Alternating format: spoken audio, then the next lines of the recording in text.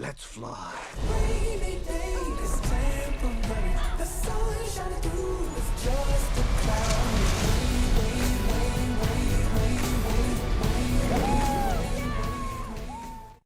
Hey everyone, Rascal here. And Mama, welcome to Paws On Animation.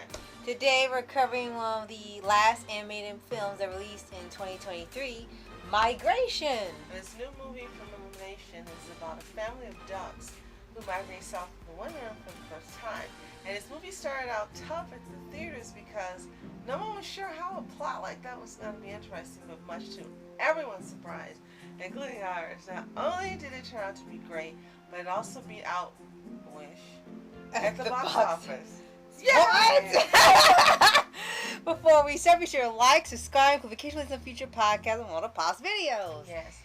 This movie was actually produced by Universal Pictures and Illumination and distributed by Universal Pictures. So this was a great corporate production. They need to do again. Yeah, when they actually put the creativity first in. And we say this, we mentioned Wish because this was around the same week. Both movies were released within the same week of each other. And of course everyone went to see Wish and didn't give much thought to Migration. They had ones that wanted to see it, but it wasn't that high. And when they started having the numbers, yeah, they were pretty low. We were like, okay, well, they didn't expect this movie to do well because they thought, well, their peak was Super Mario Brothers movie, and Migration is going to be like them falling down the stairs or something. And then they went to the Disney movie. And then, as time went on, November and it went to December, it was like a shift. Wish started failing, and Migration started going up in the sales, and we started seeing more and more views where the box office was consistently going up. People were actually going to see it, and they were actually wanting to see this more than the Disney movie. This movie has a runtime of 83 minutes, and the budget to produce it, $72 million, and it earned over $298 million at the box office. Wow! So that's why we say it beat out that movie. It made way more than what it took to make the film, and it's not even that long. And rightly so. When it first starts off, you think maybe it's going to be something that's formulaic and standard. And within the first 5 minutes of this movie, you realize it's not going to be. And I think that was what was really surprising, because we thought we were going to have to sit a while to find out, okay, if this is any good or not. Within 5 minutes, you were like, okay, this is definitely different. And unfortunately, definitely better than Wish. Yeah, and no one, and I do mean no one saw this coming. Even the ones who wanted to see it would expect it to be one of those guilty pleasure movies where it was bad, but they enjoyed it. And we kept seeing comments and reviews saying they couldn't believe how good the movie was. They didn't expect this to be as great as it was. And they put a lot of effort into it, more than they should have, for such a simple story. Now, this screenplay was written by Michael Christopher White. He's done numerous works that we know, including School of Rock. Oh, that explains a lot there, too. And that was a good choice for writing this. And if they have a sequel, which they probably will, yeah, this has earned enough. They need to keep him as the writer and not switch out. Yeah, I agree. And the story itself was the creation of Mike White along with Benjamin Renner. Benjamin Renner directed it, and he, if the name sounds familiar, it's because he worked on the first Ernest and Celestine. Oh, that explains why it was pretty wholesome the whole time. And I do like that we're beginning to see a few more anime movies with their take on the road trip aspect of it. Like, you haven't really seen anything big like that since National Lampoon's Vacation, and them having different vacations and all going horribly wrong. And you had Middles versus Machines a few years ago, taking the idea of a family road trip and turning it into saving the world from a robot invasion, and it was hilarious. And in Migration, while it didn't go off the rails like that one being surreal, it took something simple as the family road trip and applied it to migrating south. And they've never done it before, so that everything they were seeing was new. They didn't know anything about humans and the world outside of their little pond, and they're meeting birds that have traveled pretty much all over the world, and they're experiencing this for the first time and meeting these other birds that have had these worldly experiences and knowledges of humans and everything. And it's just pretty much them learning about the rest of the world and expanding their horizons.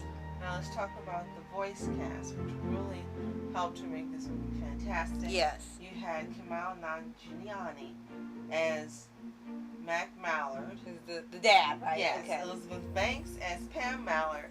The mom we recognize. Surprisingly, yeah. Casper Jennings is Dax. Mm-hmm.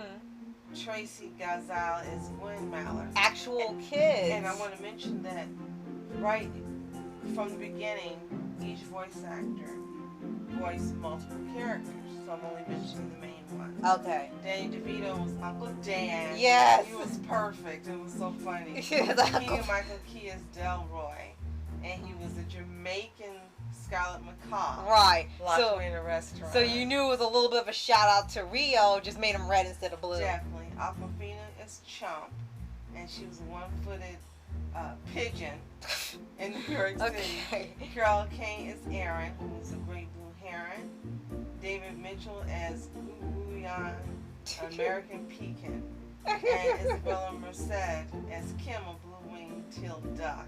Yes, a variety of birds. Her family was heading to Jamaica. Yes. So it was really, really He wants to get married. interesting, the cast of characters. And it was brilliant making them diverse by making them different birds, as you mentioned. And the family itself was fun. The unit was fun. The characters were fun.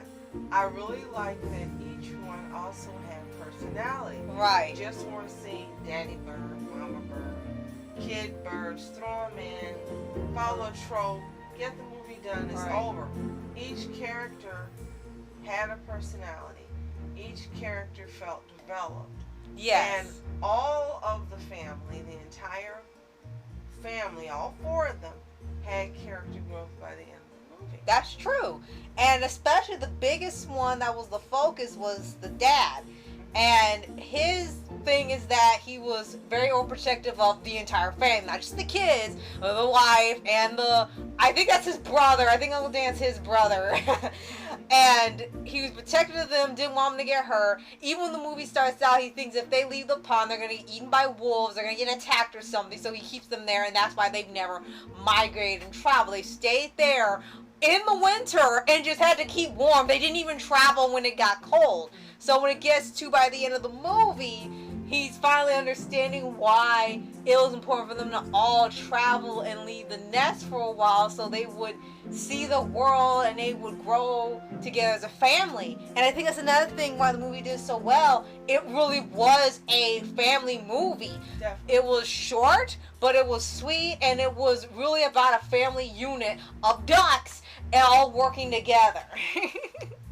And another thing that worked for them in their favor, at first it didn't seem that way. When it was released alongside Aquaman and the Lost Kingdom, Anyone But You, and The Iron Claw. The other three we don't even mention or remember anymore. Right. Migration started off with a low opening projection. Mm. Well, actually it was projected to open with 10 to 15 million. It only opened with 5.8 million the first day. I think what happened is after people went to the movies and saw these three plus Wish, and then they were not good movies. Yeah. They gave this one a try, probably by word of mouth and Yeah. people talking online. Pretty much, yeah. And after that, then they got a boost, and then they left all these other people in the dust, and they should have. Because Aquaman and the Lost Kingdom trailer looks like such garbage. Sorry, Sylveon. Sorry to say. I'm sorry, Sylveon. Even his looks cannot save this movie. How dare I you? don't want to see it. Anyone but you. Yeah, anyone but me wants to see it. And the Iron Claw. Huh? What is that? Yeah, I don't even know what that movie. I don't even know Which it we came out. already know the concept is the movie. Yeah. So it stands to reason why this outperformed everything else. It was just better. Yes. That's it. It was just a better movie. And really, the only complaint we had when watching it is that they had a villain, towards the end that actually wasn't necessary. For once, a villain wasn't necessary for one of these movies. And with this one, it was a chef that really cooks exotic animals and rare animals, like we've seen that before, because they taste the best and they're really expensive. It was time of the silent but deadly chef that was cooking these expensive birds, and they freed the Jamaican bird that was trapped there, and from being like duck larvae or something that they set in there. And you thought he was going to go away after that point because they were having little mini adventures during the trip. And then the chef shows up a second time. He was at getting these flock of white birds that was like a play on going to a paradise cult. And they actually, the twist is they didn't know that they were going to get eaten. They really thought they were relaxing, and they weren't. They were in the dark the whole time. And then they freed them and pissed them off again. And then the third act, he comes back again, actually hunting these ducks, this angry, and captures them. And then the two kids have to go save them. And it was really the only part in the movie where it kind of felt like they were adding on something that wasn't necessary because they were almost to their destination.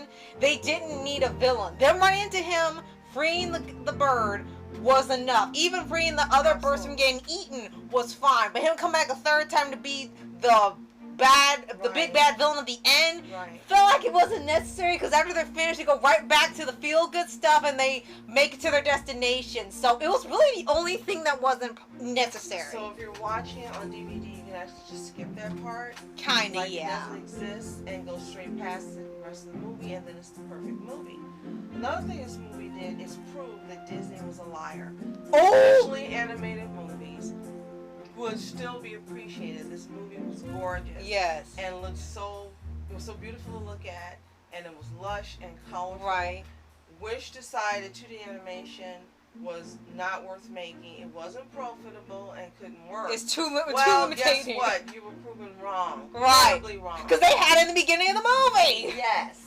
They had in the beginning of the movie. It starts off with a 2D storybook animation, and it was funny as heck. Loved it, and led to the 3D animation. So this and The Boy and the Heron and Robot Dreams, which won an Oscar. Disney. Right. So it's like, how can you be the only ones not doing this? And this bird movie did it for you. So yeah, another reason why this movie was the surprise hit. And the last thing I want to mention is Illumination really needed this. Yes. Because people began to say, okay, they are not making good movies anymore. It's over with. They haven't been happy with the Minions movies, understandably so. Mm-hmm. All they liked was the Mario Brothers was their biggest thing. Right. And they hadn't made anything that really had been a big hit. They had Pets, which was great. Pets 2 wasn't good. You can think of a few more. Yeah. They needed this win, and this was a big win for them. Right. So hopefully they will continue to make movies of this caliber with exceptional voice acting cast, writers, directors, storytelling, animation, and just stay relevant. Yes. Because they've proven that they can do it when they really want to. Right. So if you've seen Migration, let us know in the comments below. Did you love it? Did you hate it? Did you think it was mid? Did you think it was imaginative or not? Right. I'm curious about your thoughts.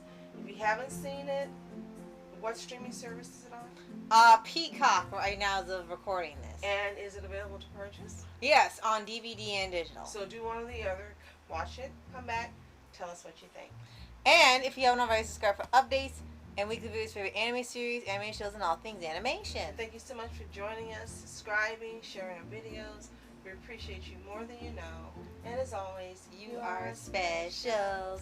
Thank you so much for watching Mask Entertainment. And Mom Entertainment. Have a fantastic day. Peace.